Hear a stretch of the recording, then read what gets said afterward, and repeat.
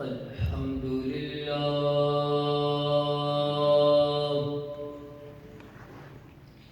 الحمد لله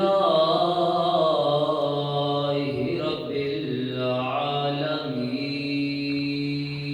العالمين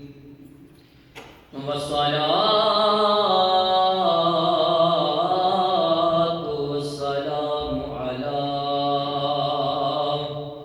أشرف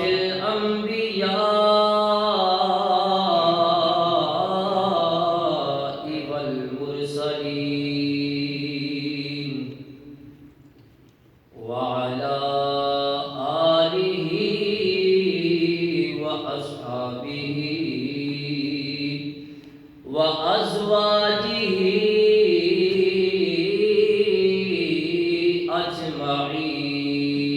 أجمعين أما بعد بسم الله الرحمن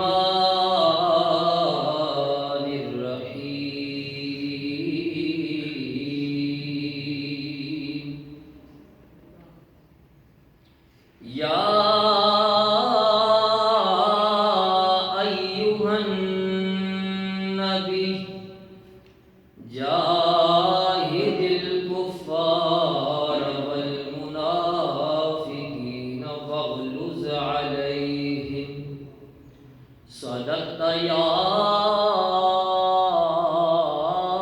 رب العالمين بندائے پروردگارم امت احمد نبی دوست دارے چار یارم تابع اولاد علی مذہب حنفیہ دارم ملت حضرت خلیل خاک پائے غوث اعظم زیر سایہ ہر ولی صدیق عکس حسن کمال محمد فاروق ذل جاہو جلال محمد عثمان ضیاء شمع جمال محمد حیدر بہار باغ خصال محمد اسلام ما اطاعت خلفاء راشدین ایمان ما حب آل محمد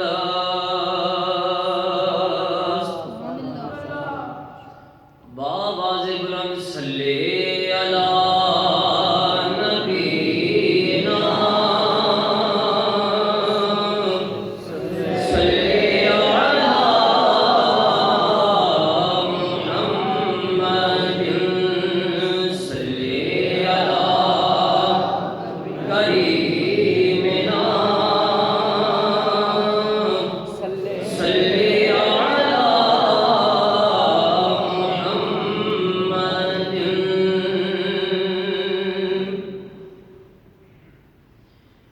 اپنا ہستی پر اجارہ کچھ نہیں سب انہی کا ہے ہمارا کچھ نہیں سب انہی کا ہے ہمارا کچھ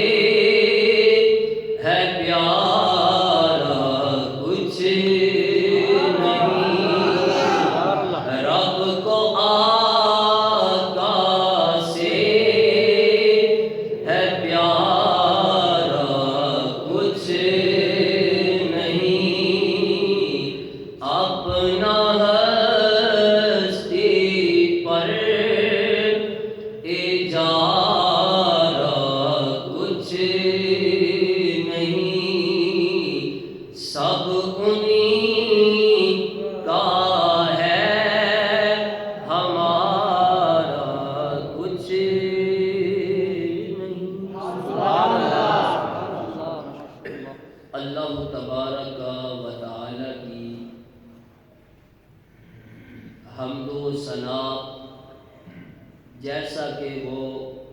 حمد و ثنا کے لائق ہے، لائق بے حد و شمار درود و سلام جناب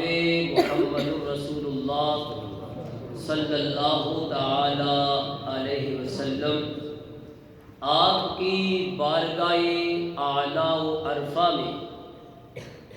بے حد و شمار درود و سلام ہوں۔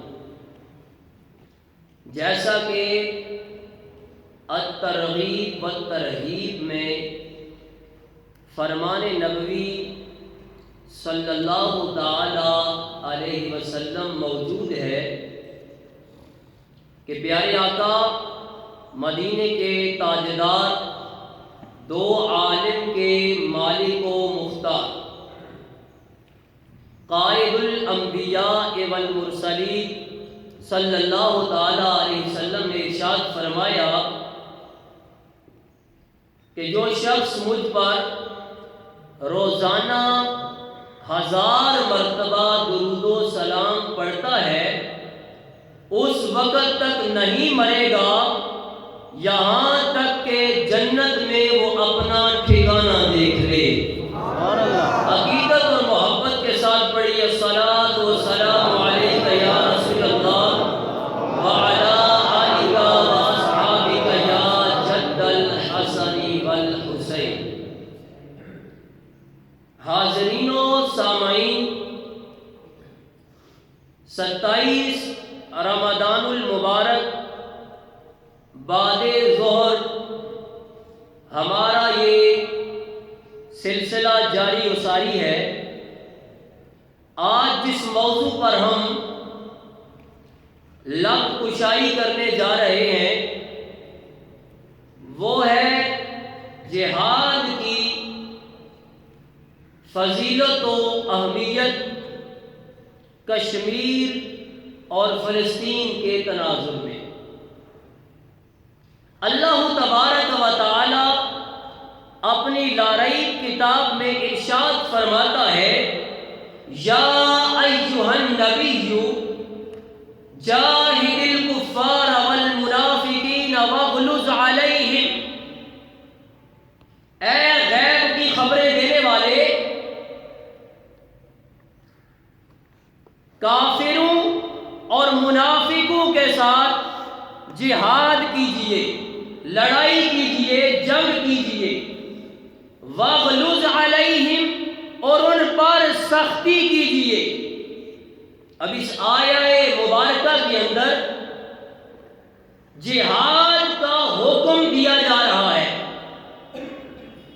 کہ اے سونے نبی، جہاد کرنا ہے، اور جہاد کرتے ہوئے کافروں اور منافقوں سے نرمی نہیں برتنی بلکہ سختی کے ساتھ ان سے نمٹنا ہے، تاکہ ان کی ہوش ٹھکانے آ جائے کہ حق جب آ جائے تو اسے چھوڑ کر باطل کو اپنانے پر یہ سزا ملتی ہے کہ مسلمانوں کے ساتھ نبرد آزما ہونا پڑتا ہے، جہاد کے لیے اترنا پڑتا ہے، اور اس کے لیے تمام قسم کی طاقتیں بروئے کار لانی پڑتی ہیں۔ اب دوسری آیہ مبارکہ کے اندر ارشاد فرمایا، ان اللہ اشتری من المؤمنین انفسهم واموالهم بان لهم الجنہ۔ بے شک اللہ نے مومنوں سے سودا کیا ہے، خرید و فروخت کی ہے، بیع کی ہے، شراء کی ہے، ان کی جانوں اور ان کے مالوں کے عوض میں، اور اس کے بدلہ میں اللہ تبارک و تعالی نے اپنے انعام کا مظہر انہیں جنت دینے کا وعدہ فرمایا ہے۔ اب وہ جان دے تب بھی جنت پائیں، اپنا مال دے تب بھی جنت پائیں، تو پھر آگے اس کی مزید وضاحت کر دی کہ ان کی شان یہ ہے، یقاتلون فی سبیل اللہ، اللہ کی راہ میں اللہ کی رضا کی خاطر وہ لڑائی کرتے ہیں، جہاد کرتے ہیں، فَيَقْتُلُونَ وہ قتل کرتے ہیں، وَيُقْتَلُونَ اور پھر قتل ہوتے ہیں، یعنی یا تو وہ کسی کافر کی جان لیتے ہیں یا اپنی اللہ کی راہ میں جان پیش کرتے ہیں۔ اور یہ وعدہ صرف مسلمانوں کے ساتھ نہیں کیا گیا، بلکہ پہلی امتوں کو بھی اللہ کی راہ میں جہاد کا حکم دیا گیا۔ فرمایا وعدن علیہ حقا، سچا وعدہ ہے، فی التورات والانجیل والقرآن، توریت شریف میں بھی یہ وعدہ مذکور ہے، انجیل شریف میں بھی یہ وعدہ مذکور ہے، پھر قرآن مجید میں بھی اس کا حکم موجود ہے۔ تو فرمایا جس نے وعدہ پورا کیا تو انہیں خوشخبری سنا دیجئے کہ جو انہوں نے بیعت کی ہے، جو انہوں نے بیع و شراء کا معاملہ کیا ہے، انہوں نے حق کر دکھایا ہے، تو یہی بہت بڑی کامیابی ہے۔ اب جہاد کو اللہ نے کامیابی کہا، اللہ کے رسول نے اسے کامیابی کہا، صحابہ نے اس کامیابی کے لیے کوششیں کی، اور پھر اللہ تبارک و تعالی نے ایک تیسرے مقام پر بھی ارشاد فرمایا، ترغیب جہاد دیتے ہوئے ایک طریقہ کار بتایا کہ مومنوں کتنا لازم ہے تم پر جہاد کرنا، اور اس کا طریقہ کیا ہے، کتنے کافر ہوں تو تم نے جہاد کرنا ہے۔ تو اللہ تبارک و تعالی ارشاد فرماتا ہے یا ایھا النبی حرض المؤمنین علی القتال، اے غیب کی خبریں دینے والے مومنین کو، ایمان والوں کو قتال پر، جہاد پر اباریے، انہیں ترغیب دلائیے کہ جہاد کیجیے۔ ساتھ ارشاد فرمایا ان یکم منکم 20 صابرون یغلبون 200، کہ اگرچہ تم 20 کی تعداد میں ہو، صبر کرنے والے ہوں، کیونکہ میدان جہاد میں سراسر سختی برداشت کرنی پڑتی ہے، وہاں پر مال کی قلت، پانی کی قلت، کھانے کی قلت، ساری کی ساری مشقت ہے، تو مشقت کے مقابلہ میں صبر ہے، اور جب بندہ صبر کرتا ہے اسے ہی انعام ملتا ہے۔ تو فرمایا کہ 20 ہوں، صبر کرنے والے ہوں، وہ 200 پر غالب آ جائیں گے، وہ 200 پر غالب آ جائیں گے۔ پھر ارشاد فرمایا وَإِن يَكُن مِّنكُم مِّئَةٌ يَغْلِبُونَ أَلْفًا مِّنَ الَّذِينَ كَفَرُوا، کہ اگر 100 ہوں، وہ 1000 کافروں پر غالب آ جائیں گے۔ ساتھ ارشاد فرمایا بِأَنَّهُمْ قَوْمٌ لَّا يَفْقَهُونَ، اس لیے کہ کافروں کو سمجھ ہی نہیں ہے کہ حق میں بندہ ایک کھڑا ہو، آگے ایک پوری جماعت کھڑی ہو، اس جماعت کی، اس حق کے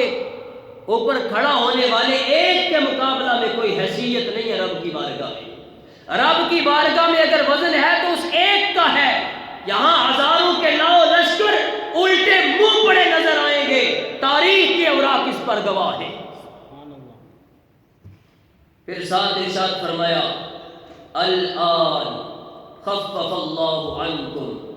اب اللہ نے تخفیف کر دی،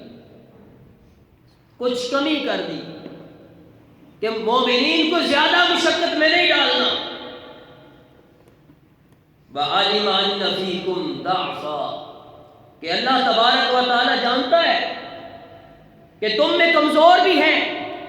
ان کے اندر کچھ طاقت کم ہے، مگر یہ آخری درجہ کی طاقت کے اعتبار سے اب حکم بیان کیا جا رہا ہے۔ پہلا حکم یہ تھا 20 ہوں 200 کے مقابلہ میں، 100 ہوں 1000 کے مقابلہ میں، اس وقت یہ تھا کہ 20 100 کے مقابلہ میں پیٹھ نہیں پھیر سکتے، 100 ہوں 1000 کے مقابلہ میں ڈٹ کے کھڑے رہیں، پیٹھ نہیں پھیر سکتے۔ پھر ارشاد فرمایا فَإِن يَكُن مِّنكُم مِّئَةٌ صَابِرَةٌ يَغْلِبُوا مِئَتَيْنِ، کہ اگر 100 ہوں صبر کرنے والے وہ 200 پر غالب ہیں۔ اب حکم تھوڑا تبدیل کر دیا، پہلے حکم کو منسوخ کر دیا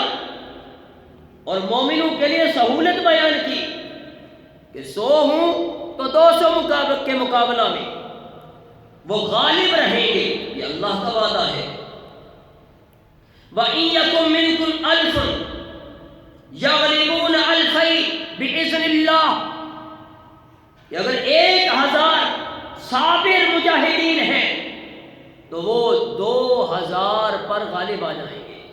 اللہ کے اذن سے، اس کی اجازت سے، اس کے حکم سے۔ ساتھ پھر مہر لگا دی وَاللَّهُ مَعَ الصَّابِرِينَ، اللہ صبر کرنے والوں کے ساتھ ہے۔ اب جس جہاد کی اتنی اہمیت بیان کی گئی، اتنی افادیت بیان کی گئی، اس کا طریقہ بتایا گیا کہ اتنے ہوں تو اتنوں پہ غالب ہیں۔ اب سوال تو پیدا ہوتا ہے وہ جہاد ہے کیا، اس کی تعریف کیا ہے، اس کا معنی کیا ہے؟ امام راغب اصفہانی رحمۃ اللہ علیہ المفردات کے اندر صفحہ 100 پر جہاد اور مجاہدہ کا معنی بیان کرتے ہوئے فرماتے ہیں استراغ الوسع فی مدافعۃ العدو، کہ دشمن کے مقابلہ میں فی الفور ساری قوت اور طاقت صرف کر دینا، یہ جہاد بھی کہلاتا ہے، مجاہدہ بھی کہلاتا ہے۔ اب اس کا اگر اصطلاحی معنی دیکھا جائے تو وہ بنتا ہے کہ اللہ کے دین کی سربلندی کے لیے، احکامات خداوندی کے نفاذ کی خاطر کافروں سے، منافقوں سے جہاد کرنا، جنگ کرنا، تاکہ اللہ کا دین غالب آ جائے۔ اور اللہ نے اپنا حبیب بھی اسی لیے بھیجا، هو الذی ارسل رسولہ بالہدی ودین الحق لِيُظْهِرَهُ عَلَى الدِّينِ كُلَّهُ وَلَوْ كَرِهَ الْمُشْرِكُونَ، اس لیے رسول بھیجا کہ اللہ کے محبوب جو دین لائے اس کو غالب کر دے۔ اب دین کا غلبہ جہاد سے ہے، دین کا غلبہ جنگ سے ہے۔ اب اس جنگ کی خاطر 2 ہجری کا وہ منظر، جب جہاد فرض ہوا تو اس وقت نبی رحمت صلی اللہ تعالی علیہ وسلم کے ساتھ کموبیش 313 کی تعداد میں لوگ میدان جہاد میں اترنے والے موجود ہیں۔ پہلے بدر صغریٰ کے لیے حضرت عبداللہ ابن جہش رضی اللہ تعالیٰ عنہ کو قائد بنا کر بھیجا گیا، اور ساتھ ہی پھر بدر کبریٰ کا معاملہ پیش آ گیا۔ اب اس بدر کبریٰ کے اندر صحابہ کے پاس نہ تو اتنا ساز و سامان ہے، نہ لباس جنگ ہے، نہ گھوڑے ہیں سواری کے لیے اتنے، نہ ہی اونٹ اتنے ہیں، مگر مقابل کافر کی تعداد 1000 سے زائد ہے، اور اس 1000 کی تعداد والے کافر کے پاس ہر ایک کے پاس جنگی لباس زرہ موجود ہے، اور گھڑ سوار بھی 700 ہیں، زرے بھی بہت ساری ہیں، اور گھوڑے بھی بہت سارے ہیں، اونٹ بھی بہت سارے ہیں، لاؤ لشکر بھی بڑا ہے، مگر رب تعالیٰ نے مسلمانوں کو فتح عطا کی۔ اور پھر قرآن مجید فرقان حمید میں بیان فرمایا وَلَقَدْ نَصَرَكُمُ اللَّهُ بِبَدْرٍ وَأَنْتُمْ أَذِلَّةٌ، تحقیق اللہ نے تمہاری مدد روز بدر کی حالانکہ تم بے سر و سامان تھے۔ اذلہ کا معنی اور بھی بنتا ہے، مگر جو اللہ کی خاطر لڑ رہے ہیں انہیں ذلت کے ساتھ تعبیر نہیں کیا جا سکتا، بلکہ وہ عزت والے ہیں۔ کفار کو شکست ہوئی اور الٹے قدم پھرے وہ. مسلمانوں نے تو عزت پائی، لہذا بے سر و سامان کا ترجمہ کرتے ہوئے یہ اعلان کریں گے کہ بدر والے دن مومنوں کو عزت عطا کی گئی. اب محبوب علیہ الصلوۃ والسلام نے جب بدر کے لیے لشکر تیار کیا تو آپ نے سوچا کہ میرے ساتھ جو مہاجرین ہیں، سفر کر کے آئے ہیں، اپنا مال چھوڑ کے آئے، جائیدادیں چھوڑ کے آئے، سب کچھ چھوڑ کے آ گئے، اپنے کنبے قبیلے کو چھوڑ آئے، یہ تو میرے ساتھ لڑیں گے. لیکن جو انصاری صحابہ ہیں وہ پتہ نہیں میرے ساتھ لڑتے ہیں یا نہیں. تو جب یہ منظر تھا تو اسی طرح مجلس لگی ہوئی تھی، انصار میں سے ہر ایک صحابی اٹھ کے بارگاہ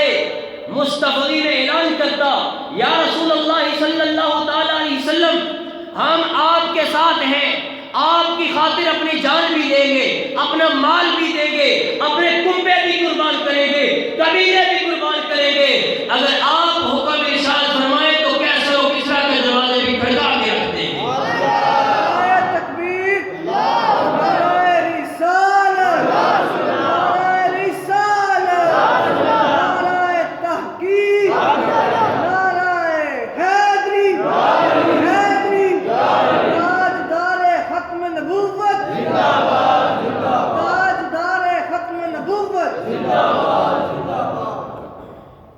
جان عالم صلی اللہ تعالی علیہ وسلم کے سامنے انہوں نے جب یہ منظر پیش کیا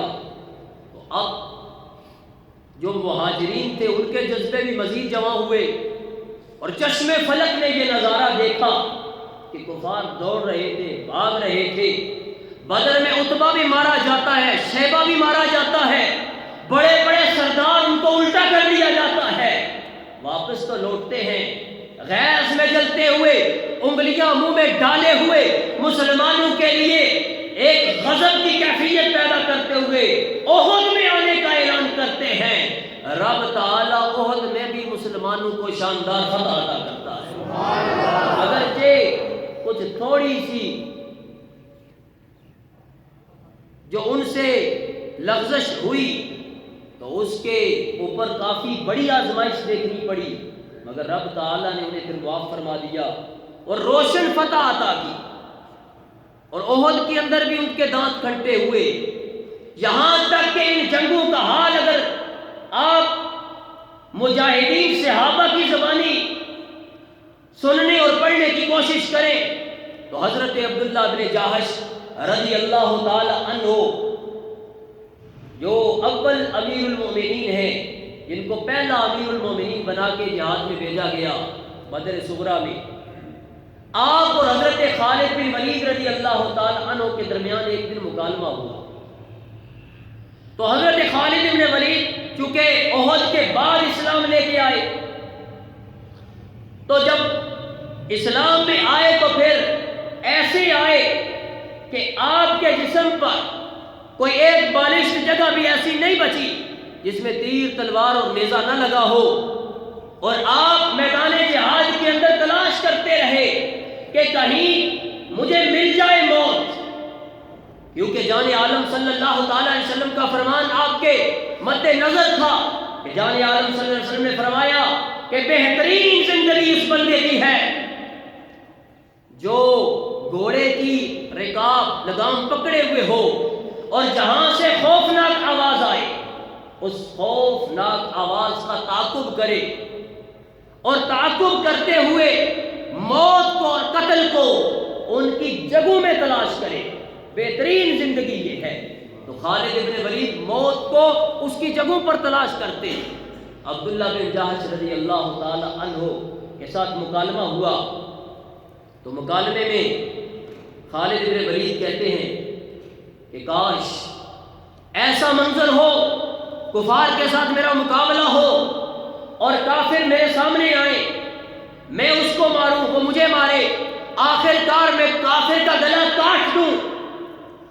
اور مجھے رب تعالیٰ فتح دے دے. ادھر عبداللہ ابن جاحش رضی اللہ تعالیٰ عنہ کہنے لگے کاش ایسا منظر ہو کہ میدان جنگ ہو، کافر بڑا پہلوان ہو، بڑا طاقتور ہو، میں اسے ماروں، وہ مجھے مارے، یہاں تک کہ اس مقابلہ کے اندر مجھے شہید کر دیا جائے۔ یہ ہے شہادت کی تمنا، یہ ہے شہادت کی تمنا کہ آپ کہتے ہیں کہ مجھے شہید کر دیا جائے، اور جب شہید کر دیا جاؤں تو میرے کان کاٹ لیے جائیں، میرا ناک کاٹ لیا جائے، میرے ہونٹ کاٹ لیے جائیں، میرے اعضاء کاٹ لیے جائیں، جب میں رب کی بارگاہ میں پیش ہوں کٹے ہوئے ناک کے ساتھ آؤں، کٹے ہوئے اعضاء کے ساتھ آؤں، رب پوچھے اے عبداللہ تیرا کان کدھر ہے، تیرا ناک کدھر ہے، تیری آنکھیں کدھر ہیں؟ میں کہوں اے رب میں نے تیرے محبوب کے کہنے پہ تیرے دین کی خاطر یہ سب کچھ کٹا دیا ہے۔ نعرہ رسالت، نعرہ رسالت، نعرہ تحقیق، نعرہ حیدری، الجہاد الجہاد، الجہاد الجہاد، تاجدار ختم نبوت۔ اور پھر دونوں کی دعا قبول ہو۔ رب تعالیٰ نے خالد بن ولید رضی اللہ تعالیٰ عنہ کو قتل گاہوں میں موت کو تلاش کرتے ہوئے بھی شہادت نہیں دی کہ رسول خدا صلی اللہ علیہ وسلم نے انہیں سیف اللہ کا خطاب دیا تو کون ہے جو اللہ کی تلوار کو کاٹے؟ کون ہے جو اللہ کی تلوار کو کاٹے؟ تو جب آپ بستر مرگ پہ پڑے تھے تو کہہ رہے تھے اب اے موت، جب خالد بڑا پہلوان تھا تجھے تیری جگہوں میں تلاش کرتا رہا تو وہاں نہیں ملی، مگر آج خالد کو کمزور سمجھ کر آ گئی ہے، اور ساتھ پھر آخر میں بڑا پیغام دیا کہ جا کر میرا پیغام پوری دنیا کے لوگوں کو سناؤ کہ خالد ابن ولید جو بہت بہترین جنگجو تھے اور مسلم فوج کے بڑے کمانڈر تھے، آپ کہتے ہیں دنیا کے بزدلوں کو میرا پیغام سنا دو، فلا نامت اعین الجبنا، کہ شالا بزدلاں کبھی نیند نہ آئے، کہ بزدل آنکھیں کبھی سو ہی نہ پائیں۔ اور جان عالم صلی اللہ تعالی علیہ وسلم ارشاد فرماتے ہیں کہ جو شخص اس حال میں مرا کہ نہ تو اس نے جہاد میں شرکت کی، نہ جہاد کی تمنا دل میں لایا،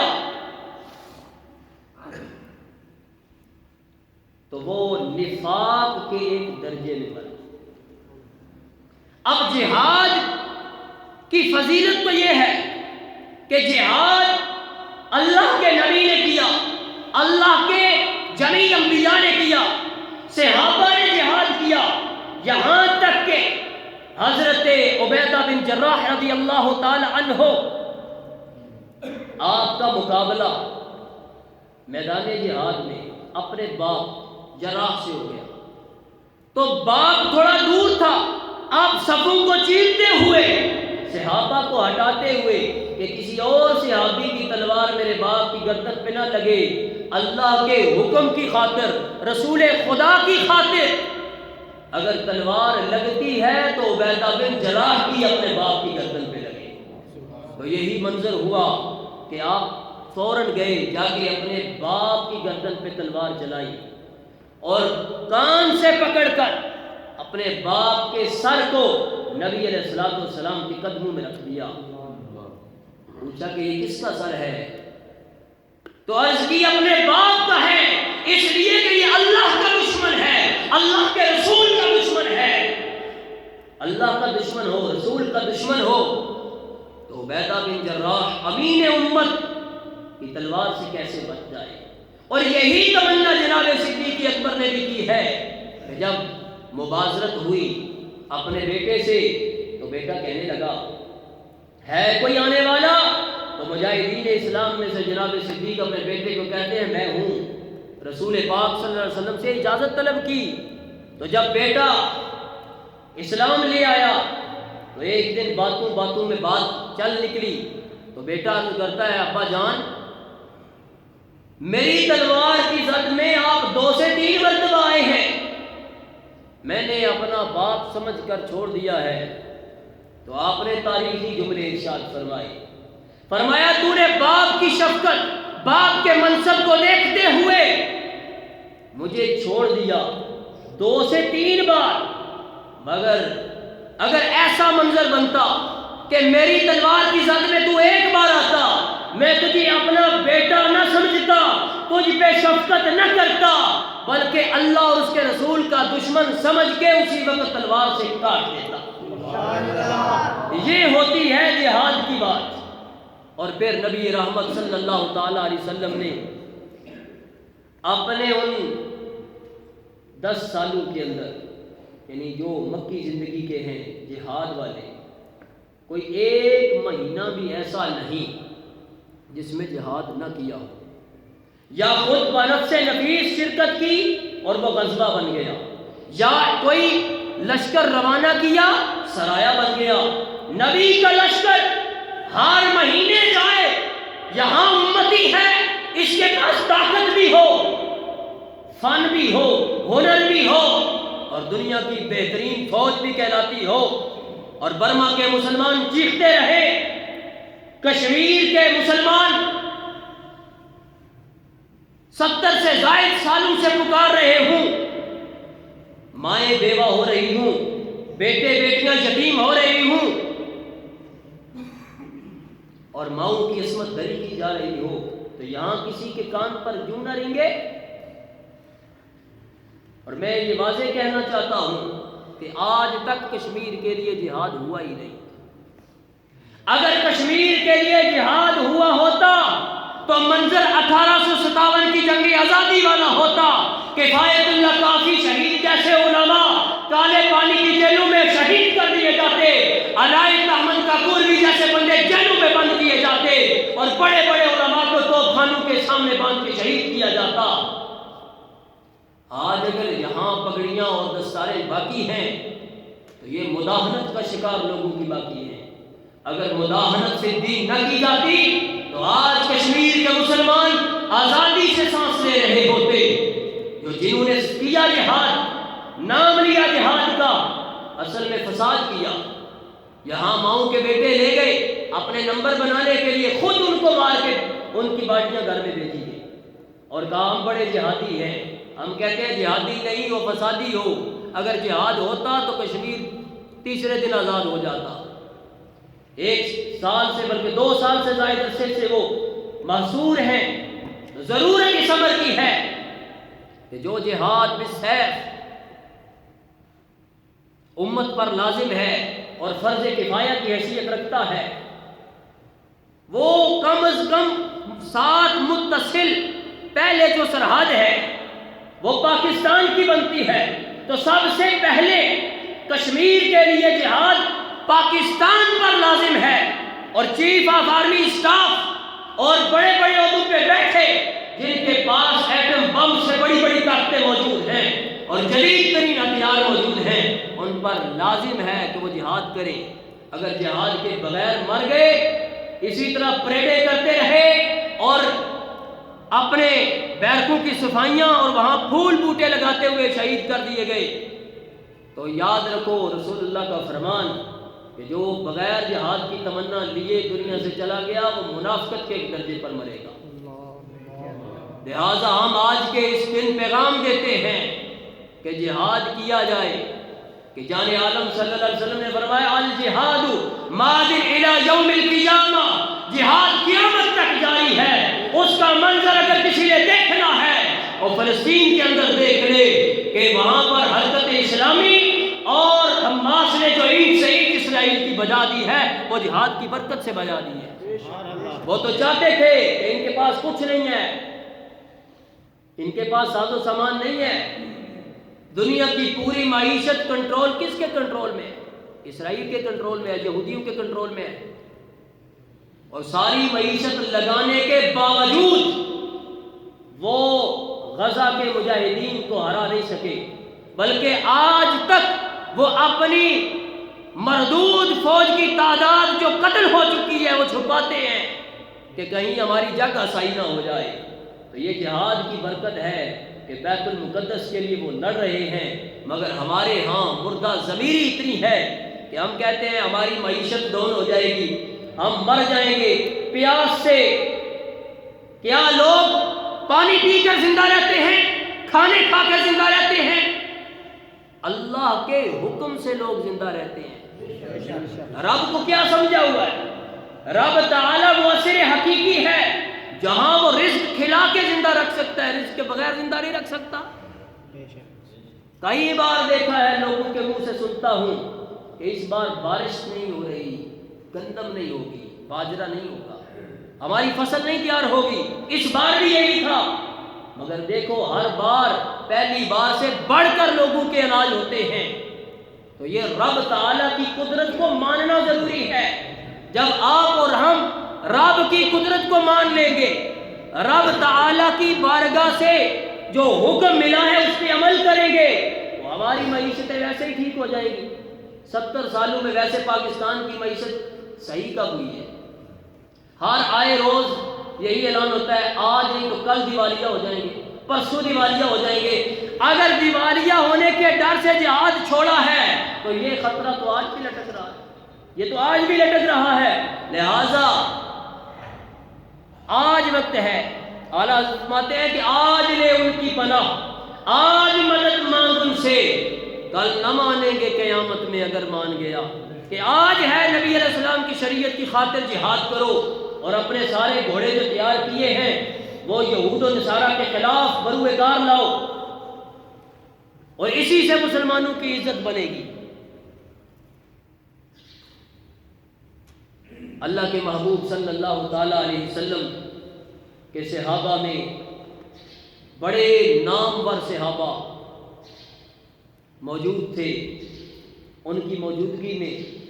جب کبھی بھی جہاد کا اعلان جناب بلال کرتے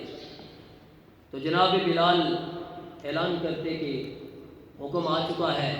جہاد کے لیے آگے بڑھیے۔ تو کیا کسی نے گھر کوئی چھوڑا ہے مال؟ جناب صدیق اکبر سارا مال اٹھا کے لے گئے، جناب فاروق اعظم اپنا آدھا مال لے گئے، جناب عثمان غنی جہاد کی خاطر مال خرچ کر کے 2 سے 3 بار جنت خرید چکے ہیں، جو ابدی زندگی ہے۔ اور فتاوی رضویہ شریف میں لکھا ہے کہ عثمان غنی امت محمدیہ میں پہلے شخص ہیں کہ جو بلا حساب جنت میں داخل کیے جائیں۔ جناب صدیق اکبر بھی میزان پر اپنے اعمال تلوا کر جائیں گے، جناب فاروق اعظم بھی تلوا کر جائیں گے، جناب حیدر کرار بھی تلوا کر جائیں گے، لیکن حضرت عثمان غنی ایسی شخصیت ہے کہ بغیر حساب کے جنت میں داخل کر دیے جائیں گے۔ ادھر بدر کا مارکا تیار تھا، ادھر اللہ کے نبی صلی اللہ علیہ وسلم کی بیٹی بیمار ہے، تو جان عالم صلی اللہ علیہ وسلم نے حضرت عثمان غنی رضی اللہ تعالیٰ عنہ کو حکم ارشاد فرمایا، آپ میری شہزادی کی خدمت کیجئے، آپ کو اللہ بدر میں جانے کا ثواب عطا کر دے گا۔ تو یہی ہے کہ بدر میں حضرت عثمان برف سے نفیس نہیں گئے، مگر بدری صحابہ میں آپ کا شمار ضرور ہوتا ہے۔ اور پھر اس سے بڑی کردناک بات کیا ہو سکتی ہے کہ ایک طرف 17 رمضان بدر کا مارکا ہوا اور مسلمان فتح یاب ہو گئے، جب واپس لوٹے تو 17 رمضان کو ہی اللہ کے نبی صلی اللہ علیہ وسلم کی پیاری شہزادی وصال فرما گئی۔ اور پھر جب میدان جہاد سے واپس لوٹتے ہیں تو جان عالم صلی اللہ علیہ وسلم ابھی اپنے ہتھیار نہیں اتارتے، صرف اپنے سر کا قول اتار کے نیچے رکھتے ہیں، جبریل امین پھر آ جاتے ہیں کہ یا رسول اللہ صلی اللہ علیہ وسلم، آپ میدان جہاد میں گئے تھے، بنو قریظہ نے کی تھی غداری، لہذا اللہ چاہتا ہے کہ آپ ابھی اور اسی وقت زخموں سے چور چور صحابہ و اہل بیت اور خود بھی زخمی حالت میں ابھی بنو قریظہ کا فیصلہ کرنے کے لیے پہنچے۔ جو کہتے ہیں نا اسلام امن کے ساتھ پھیلا ہے، ہم کہتے ہیں بدر نہ ہوتی، عہد نہ ہوتی، کافروں کو کیسے پتا چلتا کہ مسلمانوں کے پاس بھی پاور ہے اور اللہ کی دی ہوئی طاقت سے مسلمان ہمیں الٹا کر سکتے ہیں۔ اور پھر وہ منظر بھی چشم فلک نے دیکھا کہ فتح مکہ ہے، جان عالم صلی اللہ علیہ وسلم فوج لے کے داخل ہوتے ہیں اور تمام وہاں کے کفار اور مشرکین کے لیڈر ہتھیار ڈال لیتے ہیں، سوائے اکرمہ بن ابی جہل جو بعد میں صحابی بنے، اسلام قبول کر لیا، عظمت والے بن گئے۔ انہوں نے تلوار اٹھائی جس کی وجہ سے 2 مسلمان شہید ہو گئے اور 5 سے زائد کافر واصل فی النار ہوئے۔ باقی تمام مکے والوں نے جو بات نہیں کرنے دیتے تھے، بات کرنے پہ جناب صدیق اکبر کو مارتے تھے، چہرہ مسلتے تھے، اللہ کے نبی پر اوجھلیاں ڈالتے تھے، جب داخل ہوئے مسلمان تو فاتحانہ انداز میں داخل ہوئے۔ عبداللہ بن جاش رضی اللہ تعالیٰ عنہ اور بڑے بڑے اسلامی شاعر شاعری کے انداز میں داخل ہو رہے تھے کہ آج فتح کا دن ہے، آج عظیم الشان دن ہے، آج مسلمان کعبہ کے اندر بھی کافروں کو نہیں چھوڑیں گے۔ تو اللہ کے نبی صلی اللہ علیہ وسلم نے جب دیکھا کہ کافر ہار چکے ہیں، شکست تسلیم کر چکے ہیں، تو فوراً یہ بات بلند کی کہ آج اگر کوئی شخص ابو سفیان کے گھر بھی داخل ہو جائے تو اسے بھی امان دی جاتی ہے۔ یہ ہے اسلام کا حسن۔ آرام کے ساتھ پہلے دن جاتے اور کہتے کہ کعبہ کی چابیاں دو، تو جو عثمان نامی شخص بعد میں صحابی بنے، جو کعبہ کے متولی تھے، جب اللہ کے نبی صلی اللہ علیہ وسلم نے فرمایا کعبہ کھولو میرے اندر جانا ہے، تو انہوں نے کعبہ نہیں کھولا تھا، آرام سے کہا تھا تو کعبہ نہیں کھولا تھا۔ جب اللہ کے نبی صلی اللہ علیہ وسلم نے جہاد کیا اور جہاد کی طاقت سے مکہ واپس لیا، چابیاں پاس تھی، تو اللہ کے نبی فرمانے لگے کہ اے عثمان، تو نے تو مجھے نہیں اندر جانے دیا تھا، لے میں ساری زندگی کے لیے تجھے ہی یہ ساری ڈیوٹی سونپ دیتا ہوں۔ آرام سے کوئی بندہ نہیں مانتا۔ اور جہاد کا معنی میں نے ایک جگہ پڑھا، منہاج القرآن کی اس میں لکھا ہوا تھا کتابوں کے اندر، کہ جہاد کا معنی ہے دفاعی جنگ۔ میں کہتا ہوں چلے بدر دفاعی لڑی گئی، اور دفاعی لڑی گئی، اس کے بعد والی بتاؤ کون سی دفاعی لڑی گئی؟ مکہ دفاعی جنگ تھی، یہ تو چڑھائی والی جنگ تھی۔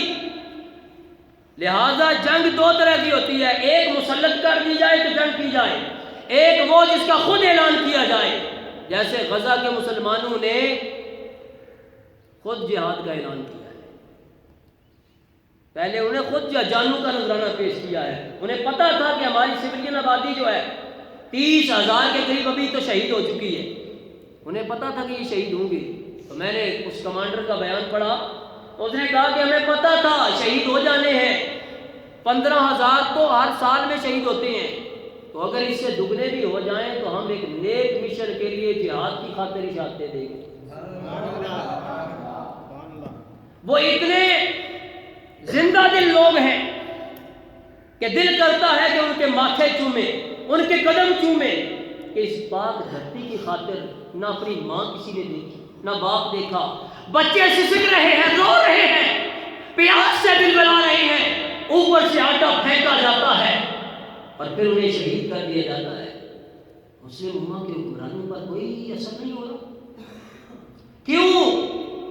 یہ بڑی بات ہے سمجھنے کی کہ جب مال حرام کھا کھا کر بندہ سر سے پاؤں تک حرام مال میں لت پت ہو جائے، حق بات کر بھی نہیں سکتا، اس پہ کھڑا بھی نہیں ہو سکتا، تو وہ جہاد بھی سیف کر رہے ہیں، جانے دے رہے ہیں۔ ہم جہاد بالقول، جہاد بالقلم نہیں کر سکتے یہاں، لہذا کوشش کی جائے کہ اپنے ماضی کو دیکھا جائے۔ ہمارا ماضی بدر میں ہے، ہمارے اس ماضی کے ساتھ مستقبل بھی ہمارا بدر میں ہے، ہمارا پھر مستقبل ماضی کو دیکھتے ہوئے احد میں ہے، حنین میں ہے، مریسی کے اندر ہے، یرموک کے اندر ہے، اور پھر کربلا کے اندر ہے۔ کہ کربلا کے اندر تو بالکل کچھ بھی نہیں تھا پاس، پھر بھی باطل سے ٹکر لے لی۔ تو یہاں یہ کہا جانا کہ ہماری جنگ نہیں ہے، ان کی اپنی جنگ ہے۔ مسلمان جسد واحد کی مانند ہیں۔ رسول پاک صلی اللہ علیہ وسلم نے فرمایا کعبۃ اللہ کو، اے کعبہ تیری حرمت بہت زیادہ ہے، مگر ایک